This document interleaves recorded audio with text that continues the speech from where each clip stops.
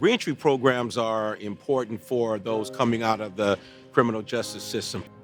It gives them a focus, it gives them direction. They're able to have wraparound services where people from the community, from mentors, the federal judges, the probation department as well, to help them stay on track during that 18 months of them being part of the reentry program. It's really important to me as a judge because it's given me an insight into sentencing that I wouldn't otherwise have. It probably changed our attitude too to say, look, this is a good reminder of what our oath is about, truly serving the interests of justice. When people go to prison, we know that 95% of them, all of them, it's not if they're coming out, it's when. They're just not out here alone, right? They have people in the community, the professionals, the judges, the probation officers that are here and want to help them make a difference and change. And so they don't have to go it alone. And so they get that ability to see that firsthand.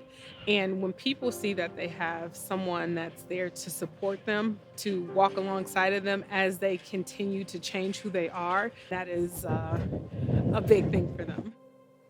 All our graduates sitting right here, we decided to change. And change started with us. This is what change looks like. Where else in the nation do we have federal judges, prosecutors, public defenders helping us to reintegrate back into society? Right here in Minnesota, this is the mothership. They kind of laid down the foundation of things for me to tackle, and then any obstacles that I did come across, they helped me get through them, man. Every day that we wake up, we have a chance and we have a choice. We have a chance to do the right thing. We have the chance to become the best version of ourselves. And we have choices. And I've always lived from that. We were all born smart. We were all born gifted, right? We were all born with potential. What happened is that we criminalized our gifts. We criminalized our strengths. First time a man ever put his hands on my shoulder and told me that I have potential was in prison. And it was through reading books, it was through education, it was through working in the prison kitchen as a head inmate cook and a baker and a dishwasher. I out-hustled everyone. I out-strategized everyone. I took those transferable skills that I used illegally, and this is what happens with us. I understood that I had to kill Jeff Hardhead, who I used to be called on the streets, and reborn again. I'm no longer hard-headed. I'm Chef Jeff. At this point, you graduates are probably thinking, now what?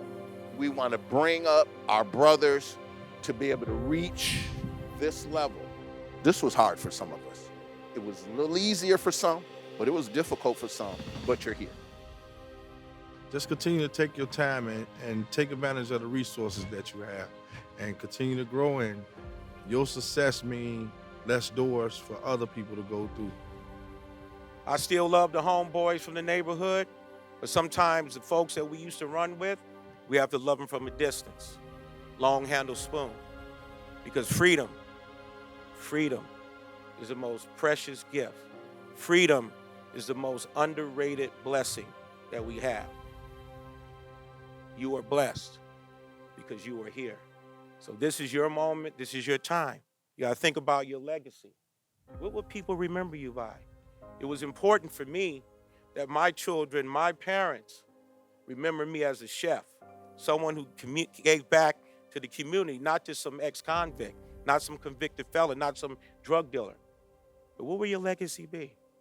What will people say about you, your children, your family? What will people remember about you? Find your gift, develop that gift, and become the best version of yourself. You write your legacy. You rewrite your story, and you pay it forward.